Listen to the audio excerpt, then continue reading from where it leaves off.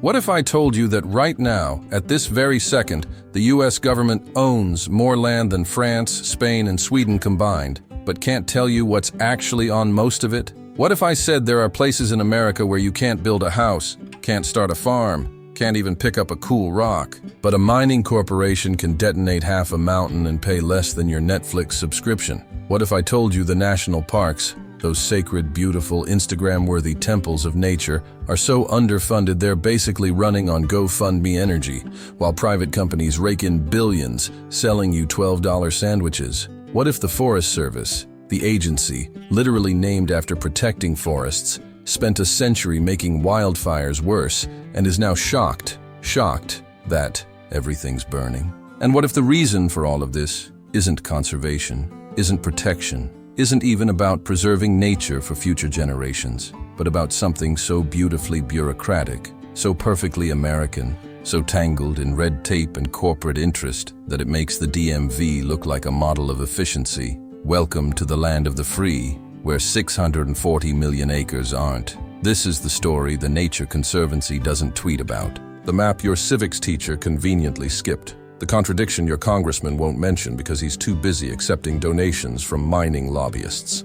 the truth hiding under a thick layer of eagle logos for your safety signs and government websites that look like they were designed in 1997, and we're going to expose it right now, all of it, before Elon buys Wyoming and turns it into a Cybertruck testing ground, before Jeff Bezos claims Montana for Amazon Prime Nature Reserve, before the government decides transparency is a national security risk. Let's go. But first, and I cannot stress this enough, hit that like button. Not because I need it, not because you particularly want to, but because somewhere, deep in the algorithm's cold, unfeeling metal heart, it thinks you do. And who are we to deny a robot its dreams? Who are we to stand between artificial intelligence and its insatiable hunger for human validation? Subscribe to, ring the bell. Leave a comment saying, I was here before this went viral. Freedom is great. Liberty is fantastic. But engagement metrics pay my rent. And rent, my friends, is not negotiable. Now let me ask you something, and be honest. Have you ever wanted to camp somewhere beautiful, somewhere remote, somewhere that looks like a Windows XP wallpaper, only to discover it's federally restricted for reasons nobody can explain? Have you ever driven through the American West, seen endless stretches of gorgeous empty land and wondered, why can't I just be here? Only to find a gate, a fence, a sign that says no trespassing federal property, like it's guarding nuclear codes, when all you can see for miles is sagebrush, sadness, and possibly one confused coyote. Have you ever Googled, can I live off-grid in America? And gotten 47 conflicting answers, a Reddit argument that devolved into name-calling, 3 YouTube videos from guys who may or may not be on a watch list, and a vague, menacing threat from the Bureau of Land Management. Have you ever wondered why America, land of the free, home of the brave, birthplace of manifest destiny and don't tread on me flags, is so weird about letting you actually use the land? Yeah, me too.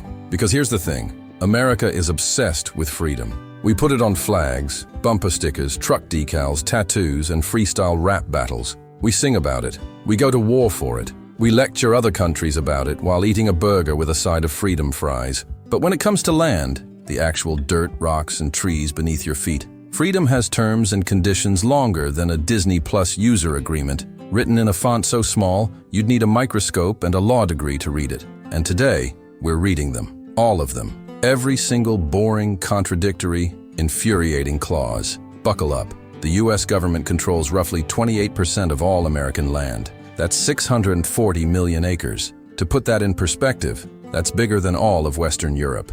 It's forests in Oregon, deserts in Nevada, mountains in Montana, coastlines in California, swamps in Louisiana, tundra in Alaska. Places so stunning they make your Instagram feed look like a gas station bathroom mirror. Places so remote you could scream and the only thing that would hear you is an eagle judging your life choices. And the government says it's all for protection, for preservation, for you, your children, your grandchildren, and the bald eagles who definitely did not ask for this responsibility, but protected from what? From you? From development? From corporations? From logic? Because here's the beautiful, maddening, perfectly American contradiction. These protected lands are simultaneously off-limits to ordinary civilians and wide open to corporations with the right permits, the right lawyers, and the right campaign donations. It's Schrodinger's wilderness, untouchable and exploited, sacred and for sale, public and private, protected and plundered. The land is yours,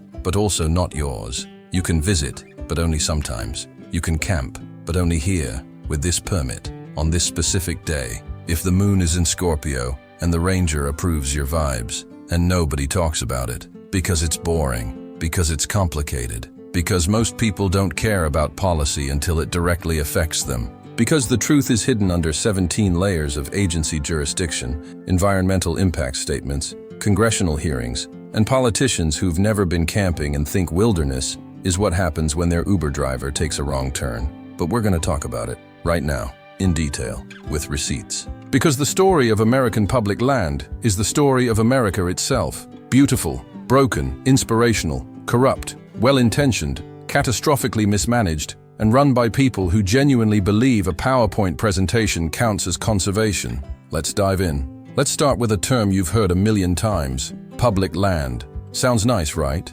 Public, for the people, by the people, a real kumbaya, share the earth, we're all in this together situation. Except public in government speak doesn't mean yours. It doesn't mean accessible. It doesn't mean free. It means ours. As in, we own it, we control it, we manage it, and you can visit it if you follow these 943 rules, pay this fee, submit this application, wait 6 weeks for approval, bring the right paperwork, don't look at a ranger the wrong way, and, most importantly, don't ask too many questions. There are 5 major agencies controlling federal land: the Bureau of Land Management, the U.S. Forest Service, the National Park Service, the U.S. Fish and Wildlife Service, and the Department of Defense. Yes, the Pentagon owns land, a lot of it, and no, you can't go there. Not even to birdwatch, not even if you're really into birds. Now here's the kicker, the plot twist, the thing that makes this whole system collapse under its own absurdity.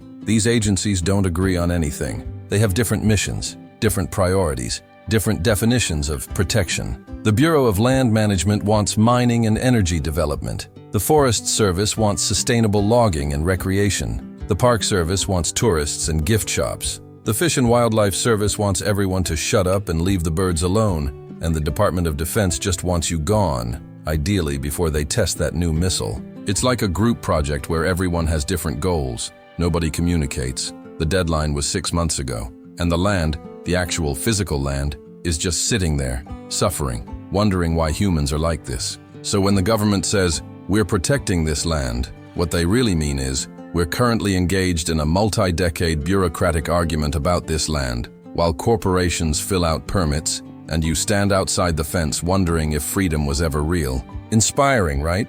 Okay, deep breath, because this one's gonna make you irrationally angry. There's a law, a federal law, still in effect, right now, today, in the year 2025. It's from 1872, yes, 1872, the same year Yellowstone became the first national park, the same year Ulysses S. Grant was president, the same year telegrams were cutting-edge technology, and people thought cocaine and soda was a great idea. It's called the General Mining Act of 1872, and it's so outdated, so cartoonishly pro-corporation, so blatantly absurd that it makes monopoly look like a fair and balanced economic simulation. Here's how it works. Mining companies can stake a claim on federal public land, land that supposedly belongs to all Americans, for $5 an acre. $5. Less than a fancy coffee, less than a movie ticket, less than the processing fee to dispute a parking ticket. They don't pay royalties on what they extract. They don't have to clean up the mess. They don't have to restore the land. They just take stuff. Gold, silver, copper, uranium, rare earth minerals, whatever's down there. Dig a massive hole, fill their pockets, leave a toxic crater that'll leach chemicals into groundwater for centuries, wave goodbye, send a thank you card to Congress. Meanwhile, if you try to build a tiny house on Bureau of Land Management land, if you try to live off-grid, if you try to homestead like your great-great-grandparents did, you will be fined, evicted, and possibly arrested. It's the American dream, baby. Corporations get the land, you get the ticket. And when environmentalists complain, When scientists show the data, when local communities beg for reform, the government shrugs and says, well, it's the law. As if laws can't be changed. As if we didn't change laws about slavery, voting rights, child labor, whether you can duel someone at high noon, whether you can sell cocaine-laced soda to children. But mining, untouchable, sacred, a relic of the Old West, preserved like a mummy in a museum, still sucking the life out of the desert, still making billionaires richer while the land gets poorer. It's not protection, it's plunder with paperwork. Okay, harsh title, strong words, but hear me out. Let me explain. Let me take you on a journey. National parks are beautiful, iconic, genuinely awe-inspiring. Yellowstone, Yosemite, the Grand Canyon, Zion, Acadia, Glacier, these places are temples. Proof that America, when it really tries, when it's not actively self-destructing, can do something right. But they're also wildly underfunded, dangerously overcrowded, increasingly corporatized, and running on a financial model that would make a pyramid scheme organizer nervous. The National Park Service budget hasn't kept pace with inflation in decades. They've got a maintenance backlog of nearly $12 billion. Billion, with a B, roads crumbling, bridges unsafe, bathrooms that look like they survived the Civil War, ranger stations held together with duct tape and hope. So how do they survive? How do they keep the lights on, the trails maintained, the bears fed? They rely on you, on entrance fees, on donations, on selling overpriced huckleberry jam at the visitor center. More visitors equals more money, which means more roads, more parking lots, more lodges, more infrastructure, more gift shops, more traffic, more noise, more trash, more people taking selfies at Delicate Arch while 50 other people wait in line for the same selfie. And who profits? Not the parks, not the rangers earning poverty wages, not the wildlife, Aramark, Delaware North, Xanterra. Private corporations running concessions, hotels, restaurants inside the parks. They make billions. The parks get crumbs,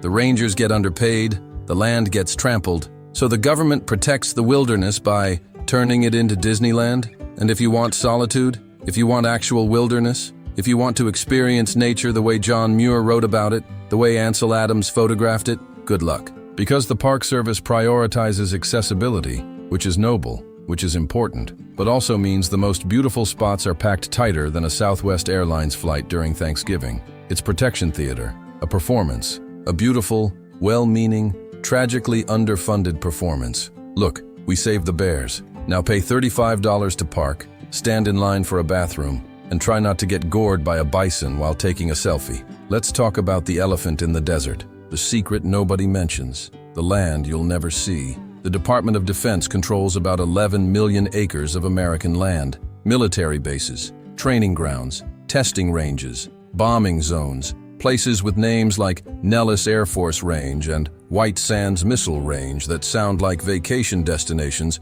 but are actually the opposite of that. And here's the thing, the uncomfortable truth. Nobody knows what's on most of it. Sure, some of it's necessary, training grounds for troops, security buffers around sensitive facilities, strategic reserves. Fine, reasonable. We need a military, we get it. But some of it is just there, locked up, off limits, fenced, guarded by signs that say, use of deadly force authorized, which is a really unfriendly way to say, please don't. And unlike other public lands, military land is exempt from most environmental laws. They can pollute, they can test, they can detonate. They can leave unexploded ordnance scattered across the desert like the world's most dangerous Easter eggs, and nobody can stop them, because national security trumps everything, including, apparently, the actual security of the land itself. So the government protects the land by bombing it, by contaminating it, by making it so dangerous that even coyotes avoid it. It's the ultimate irony.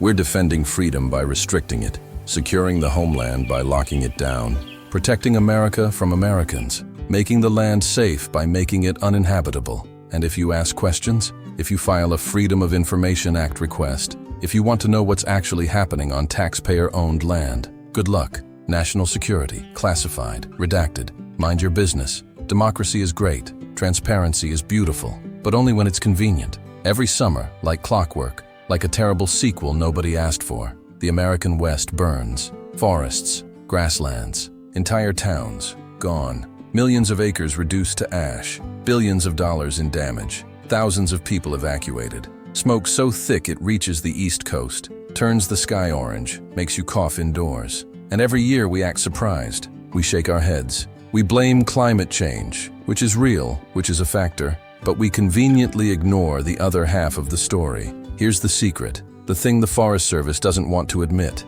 For a century, they made it worse. For 100 years, the official policy was to suppress every fire, immediately, aggressively, without exception. Smokey Bear, cute, well-intentioned, beloved, said, "Only you can prevent forest fires," and we took it seriously. We stopped burns. We put out every spark. We built up fuel, dead wood, dry brush, thick understory. We turned forests into tinderboxes. We created ecosystems that had forgotten how to burn naturally. And now fires are hotter, faster, more catastrophic. Crown fires that leap from tree to tree. Firestorms that create their own weather systems. And who pays for it? You. Through taxes, through federal emergency funds, through insurance premiums that make your mortgage look cheap, through smoke-filled skies, through canceled vacations, through entire communities reduced to rubble. Meanwhile, logging companies still clear-cut old-growth forests for fire prevention,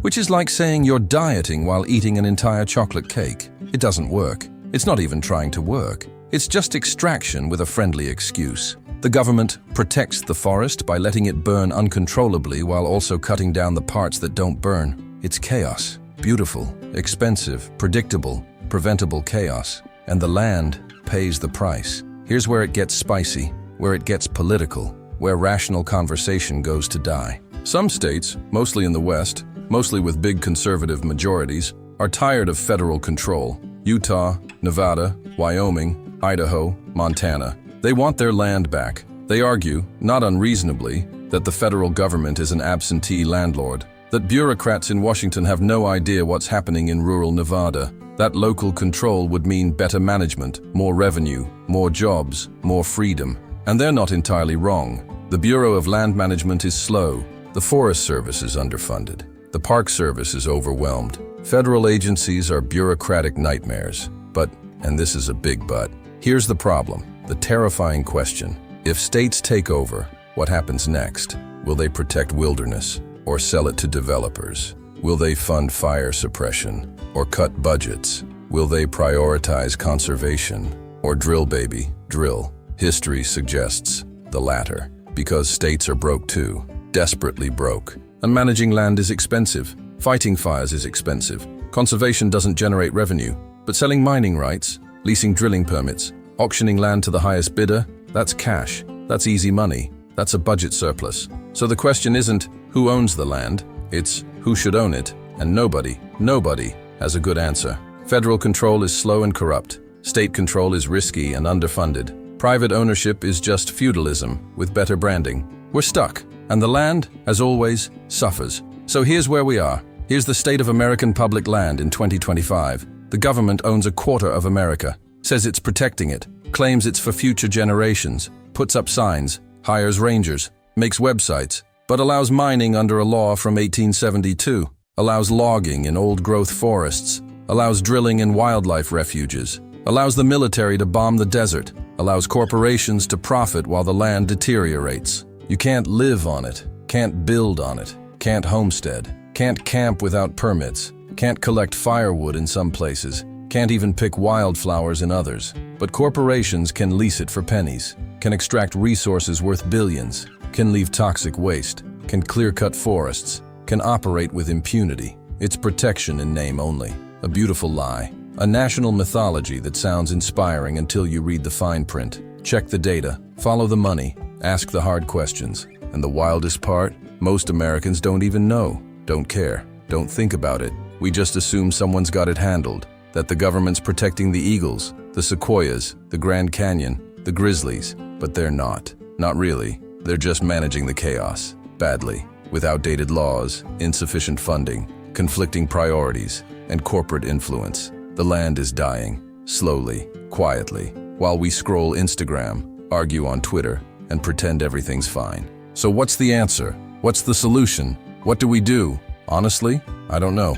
Nobody does. Because there's no perfect system. Federal control is slow, bureaucratic, and corrupt. State control is risky, underfunded, and politically volatile. Private ownership is just wealth consolidation with a green marketing campaign. But here's what I do know. We need to talk about it, loudly, constantly, uncomfortably. Because this land, this beautiful, wild, irreplaceable land, is ours, yours, mine, everyone's. It's the best thing about America. The wildest, the weirdest, the most worth protecting. And if we don't pay attention, if we don't ask questions, if we don't hold politicians accountable, it'll be gone. Not destroyed overnight, not in some dramatic apocalypse. Just slowly sold, quietly leased, gradually paved over, turned into strip malls, mining sites, luxury resorts, and the world's largest Bass Pro Shop. So here's what you do. Ask questions, read maps, visit public land before it's privatized, support underpaid rangers, vote for people who actually care, who've actually been outside, who understand that nature has value beyond quarterly profits. Write to your representatives, donate to conservation groups, learn the history, understand the laws, be annoying about it. And whatever you do, don't let them tell you the land is protected when it's really just profitable. That's it. That's the video. That's the truth they don't want you to see. Now go watch the next one, where I explain why Guam is technically more American than Delaware, and why that should terrify you. Click now, before the algorithm sends you to TikTok, before I lose my mind, before the government buys this channel and turns it into a promotional tool for the National Parks gift shop. See you there. Stay curious, stay skeptical, and for the love of everything sacred, stay off federal land without a permit.